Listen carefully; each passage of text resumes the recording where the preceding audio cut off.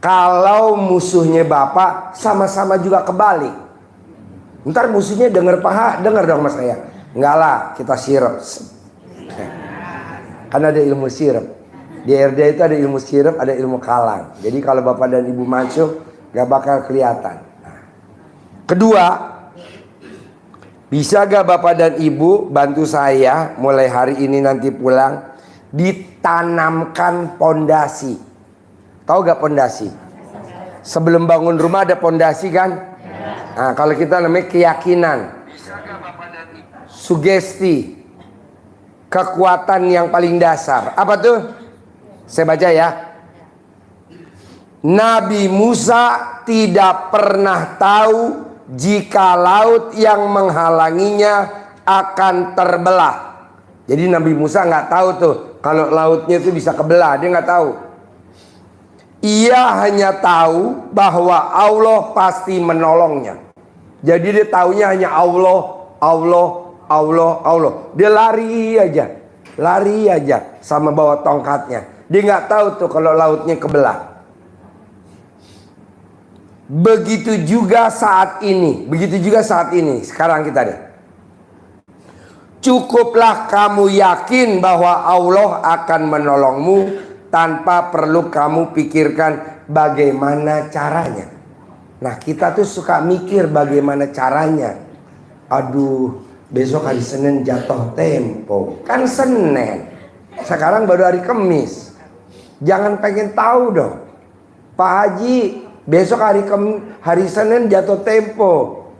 Jangan. Praktekin aja dulu ilmu RDAY. Celana dalam dibalik, BH dibalik. Kalau memang hajatnya ibu sakral atau hajat ibunya ekstrim, ya udah pakai dalemannya kebalik.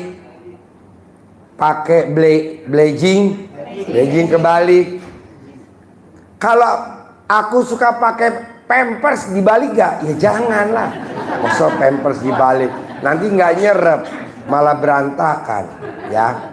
Jadi itu tetap dipakai, tapi nggak dibalik. Ya kalau dibalik nggak nyerep dong. Nah, jangan. Baju sama itu. Nah, maksud saya hampir lihat nih teman-teman yang hadir di sini atau teman-teman yang nonton di YouTube, itu dia selalu pengen tahu gimana nih penyelesaian hutang saya nih gimana. Nah, itu yang bikin hajatnya jadi lama. Bisa gak nih sekarang mindsetnya dirubah? Jangan pengen tahu lunasnya kapan, hari apa, jam berapa, minggu keberapa, di mana, yang lunasin siapa. Coba bapak dan ibu itu diabaikan dulu. Tapi ibu ikutin seperti Nabi Musa. Dia tidak akan tahu, nggak akan pernah tahu tuh laut bisa kebelah apa enggak. Dia lari aja.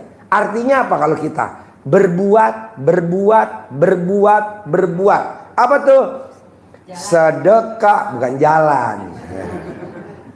Artinya penjabarannya tuh sedekah. Sedekah ke semut. Kan murah sedekah semut. Beli gula pasir, pakai itu sendok, taruh kasih semut. Sedekah burung, seperti orang terkaya di Indonesia, Pak Yusuf Hamka. Karena Pak Yusuf Hamka orang kaya raya di negeri ini, dia sedekah burungnya pakai lele, ikan lele. Karena burungnya makannya kan lele. Nah, mau saya, bapak sedekahnya pakai itu aja, beras menir, beras yang hancur. Kan murah tuh. Berapa sih sekarang? Kalau nggak salah sih sekitar 25.000. Atau kalau bapak dan ibu nggak punya uang, bisa gak makannya disisain dikit dah. Ibu makan, nah sisain dikit deh, nanti dijemur buat burung. Ada gak sih contohnya Ji orang terkaya di Indonesia? Banyak bu, bapak nanti lihat di TikTok atau di YouTube.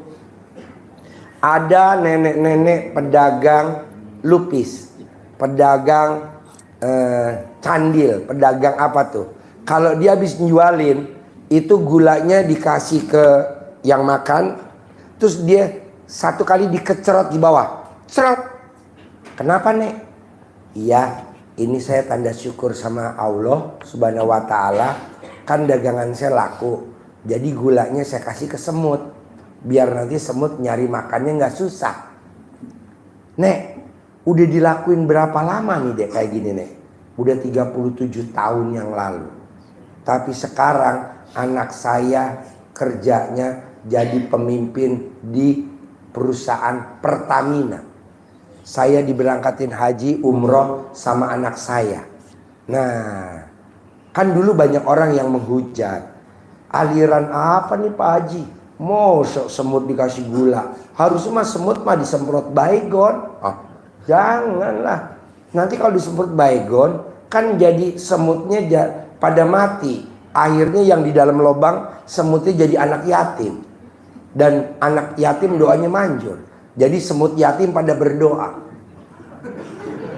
Biar yang nyemprot baygon kelilit utang. Nah, Bapak dan Ibu nih.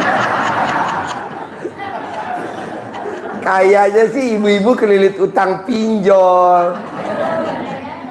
Pinjol utang kartu kredit. Kayaknya sih doanya anak-anak semut deh. Iya kan? Ada semut disapu.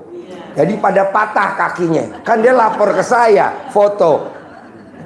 Pak Haji, itu ada tamunya Pak Haji yang duduk di ruangan itu dulu nyapu papa saya. Sehingga papa saya almarhum. Dan saya berdoa biar yang nyapu papa saya, biar dia punya hutang. Nah ini. Coba jangan.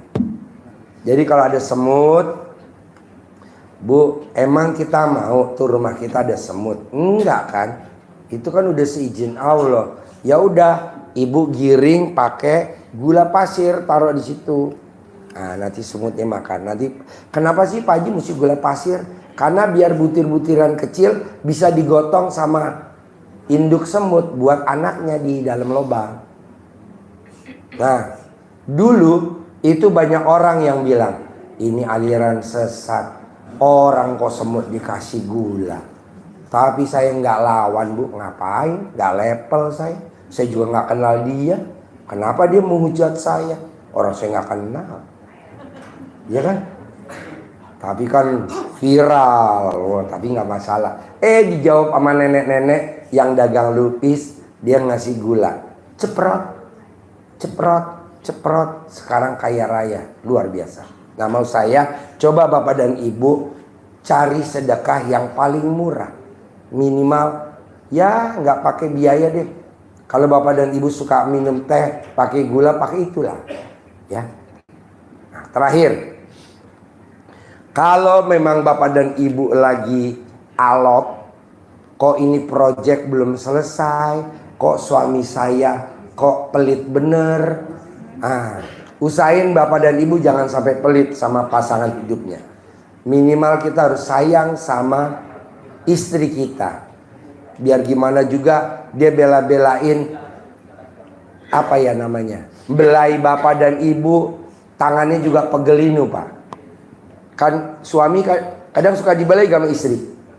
Enggak ya, ditabok ya.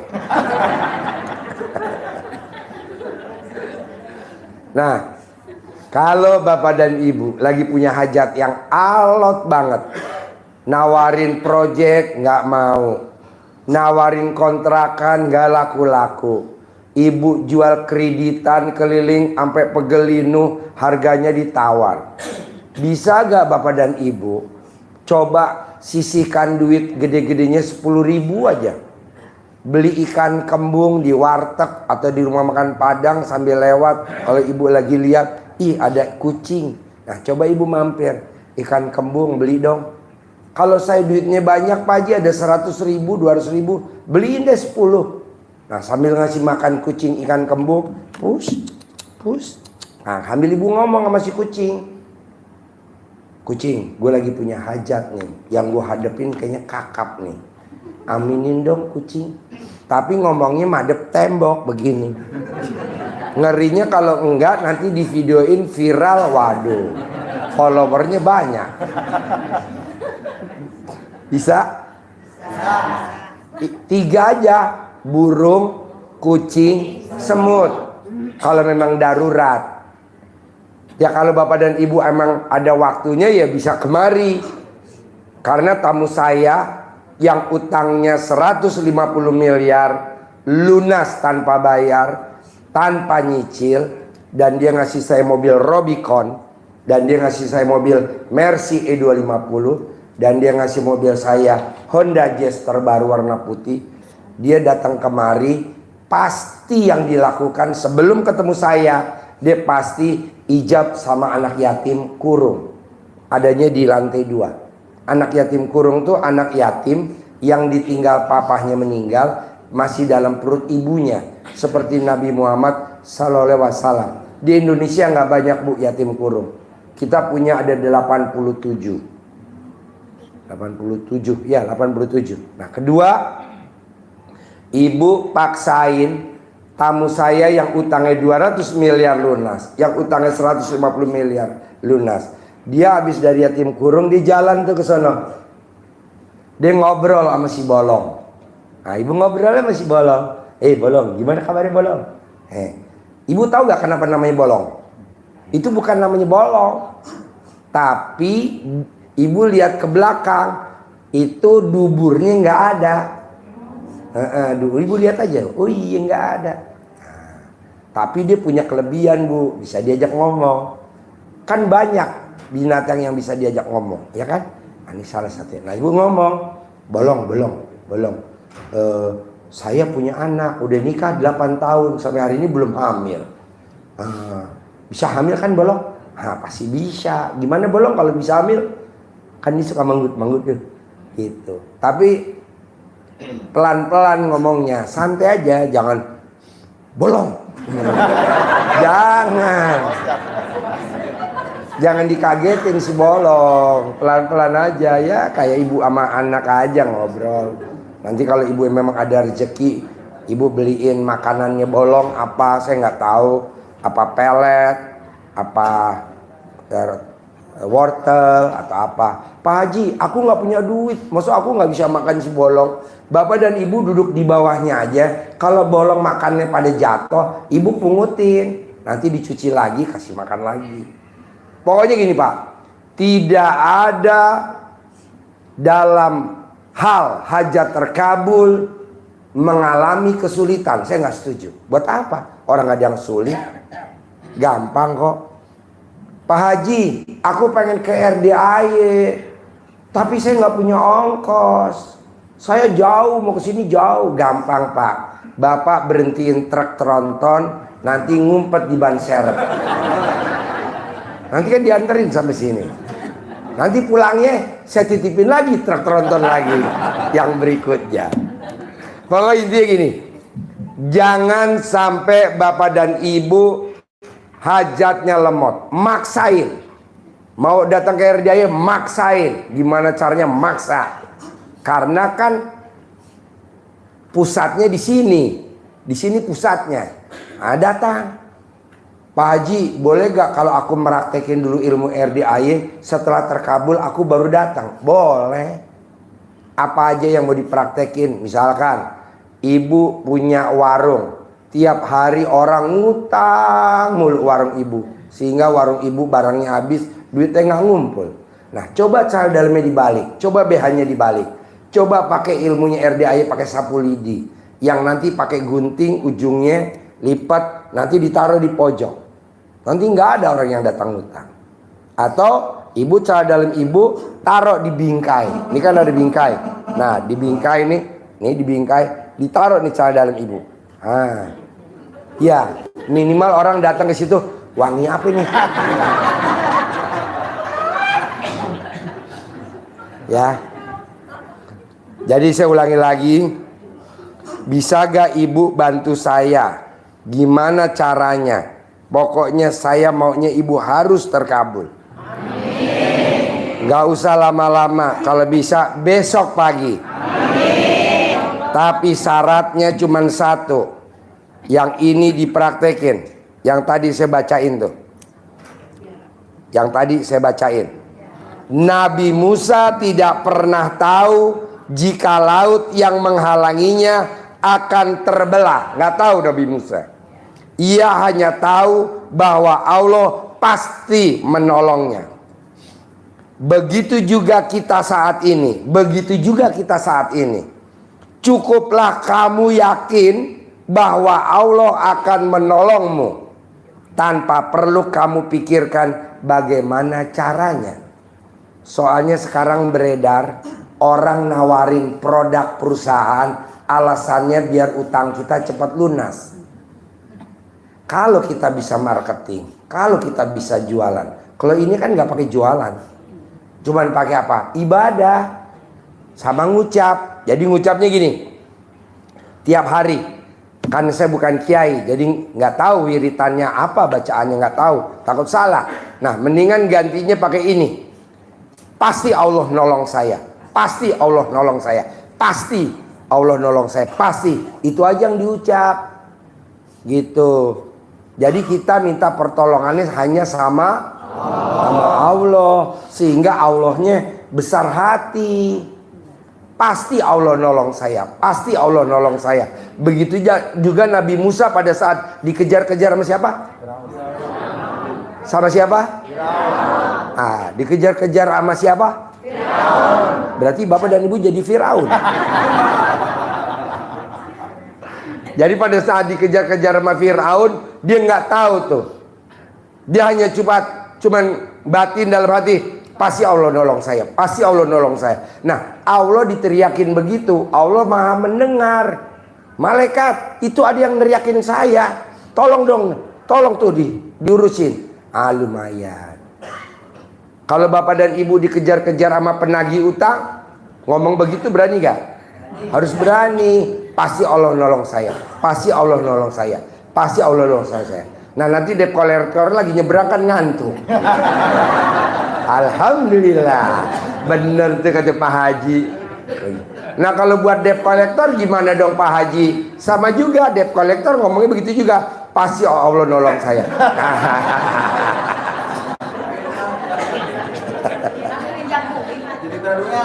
Hah? Kan tadi ada ilmu yang kedua. Pakai celana dalamnya double, pakai BH-nya double, BH plus kaos dalam, celana dalam plus kolor. Mesti ada siasatnya, bos. Entar debt collector denger, enggak tadi udah gue kalang khusus debt collector. Makanya direktur dari tadi japri, jadi dibuka apa kalangnya? Ya ntar gue izin dulu, kalau di ruangan boleh gue buka. Buka apa jangan? Buka ya. Enggak lah, udah gue kalang. Jadi intinya gini. Bisa gak nanti dan ibu, apapun hajatnya, mau jual rumah, mau jual apartemen. Kemarin tamu saya ada tuh laki-laki, mau tahu pekerjaannya? Mengerikan bener. Tapi hajatnya terkabul terus. Mau tahu hajatnya? Pekerjaannya mau tahu? Jual beli kuburan. Iya, jual beli kuburan di San Diego, sono di Kerawang. Wah, hah? Iya makelar, jadi dia nawarin. Tadi kan nawarin, Bu, saya mau jual kuburan. Oh iya, Pak, saya punya kuburan Pak di sana Pak. Ada 5. Bisa gak Pak dijualin Pak? Ya udah, nah, beli dari dia berapa puluh juta, berapa ratus juta, dinaikin harganya sama dia. Sekarang kaya raya tajir melintir. Apa yang diucapin sama dia? Ya pasti sedekah subuhnya nggak bolong, sedekah Jumat barokahnya nggak bolong, sholat ba'diyah qobliyahnya nggak bolong, sedekah semut tiap hari, sedekah burung tiap hari, sedekah kucing tiap hari. Terakhir dia selalu ngomong, pasti Allah kasih saya pembeli, pasti Allah kasih saya pembeli kuburan, pasti Allah kasih saya pembeli kuburan. Jadi orang kalau beli kuburannya nggak satu Pak, korporat, sekeluarga. Jadi kalau di keluarga tuh ada anaknya 3, bapak sama ibu, dia belinya 5 lobang. Tuh, kan dia orang kan nawarin 1 aja laku lumayan. Nah, itu dia korporat. Sekarang kaya raya. Jadi dia kaya raya, wasilahnya jual beli kuburan. Nah, Pak Haji saya bisa gak? Bisa, kalau ibu mau. Nah, manggilnya itu, pasti Allah datangkan pembeli. Pasti Allah datangkan pembeli. Kalau kakinya sambil juga. Iya, jejak bumi. Ya, kaki kiri. Ibu ceboknya kaki apa? Kaki kanan, kiri, ya kaki kiri. Namanya membumi. Ibu tahu gak, zaman dulu kan jejak. Ya kan yang dijual kuburan. Gedruk. Ya coba praktekin dulu. Nanti kaki saya bengkak. Enggak lah, kan nanti ibu bisa dipijitin sama istri. Pak, mah, kaki aku bengkak abis jejak bumi. Nanti dibagi-bagi. Bisa gak? Harus ada kata-kata terakhir Allah. Pasti Allah. Pasti Allah kasih jalannya. Pasti Allah kasih pembelinya. Kalau ibu jual beli, pasti Allah kasih jalannya. Kalau ibu memang lagi mau marketing, bisa? Harus bisa. Jadi nggak usah saya baca lagi, udah nyambung kan? Bisa? Oke. Terakhir, saya mau hajat ibu besok Jumat pagi harus ada yang terkabul. Apa caranya? Pakai ayatnya Allah yang di Al-Quran. Ayatnya apa? Berprasangka baiklah kepadaku. Jadi bapak dan ibu harus prasangka baik. Jangan kalau bapak dan ibu nunggu angkot, mana ya angkot ya, kok nggak lewat-lewat ya. Itu ngeluh gak? Ngeluh. Jangan. Ibu ngomong dalam hati begini sama bapak, kalau nih angkot nggak lewat, hajat saya hari ini pasti terkabul. Begitu. Jadi ayatnya habis gelap, terbitlah terang. Lihat angkot nggak ada, ngomongnya seperti itu. Misalkan bapak dan ibu punya mobil, di starter nggak nyala, bapak sama ibu inget, oh tadi ini mobil dipakai sama putra kita, si kakak. Dipakai sama putri kita, si kakak. Langsung kita marah. Kak, tadi nggak dimatiin ya lampu atas ya. Tuh, baterainya jadi tekor tuh. Di starter nggak bisa nyala. Berapa sih harga aki pak? Paling mahal berapa sih? 5 juta. Kayak mobil saya Robicon, itu malah lebih mahal akinya, 12 juta. Apa artinya 12 juta? Apa artinya 12 juta? Sementara hajatnya kita mau jual pom bensin yang komisinya 1 miliar. Janganlah. Jadi harus prasangka baik. Pokoknya nih mobil kalau nggak nyala, berarti pom bensin yang gue tawarin pasti laku nih. Pasti laku. Jadi ayatnya berprasangka baiklah kepadaku. Habis gelap terbitlah terang. Jangan marah-marah dong. Kita kan marah-marah. Mah, mana si kakak? Panggil mah. Sini. Kebiasaan nih, kebiasaan. Oh, so kita marah. Harusnya kesempatan itu. Memang mobil aki bapak berapa sih? Kan murah aki bapak. Paling 1.300.000, paling juga 1.500.000. Kecuali mobil saya Robicon 12 juta pak akinya pak. Iya, aki kering. Bapak juga aki kering, aki basah paling 1.500.000 kan. Nah maksud saya jangan marah-marah. Jadi ayatnya namanya berprasangka baiklah kepadaku. Anak dikasih tahu ngelawan, coba bapak dan ibu jangan panas merasa yang udah ngelahirin. Coba ngucapnya, pokoknya ya kak, kalau kamu nggak dengerin mama, kita umroh sekeluarga besok bulan November. Begitu. Ini enggak. Pokoknya nih kak, kalau kamu nggak dengerin mama, besok bulan November kita sekeluarga nganterin anak yatim umroh. Lah, kok nganterin? Berangkat dong. Bisa gak nih seruangan ini berangkat semua? Bisa.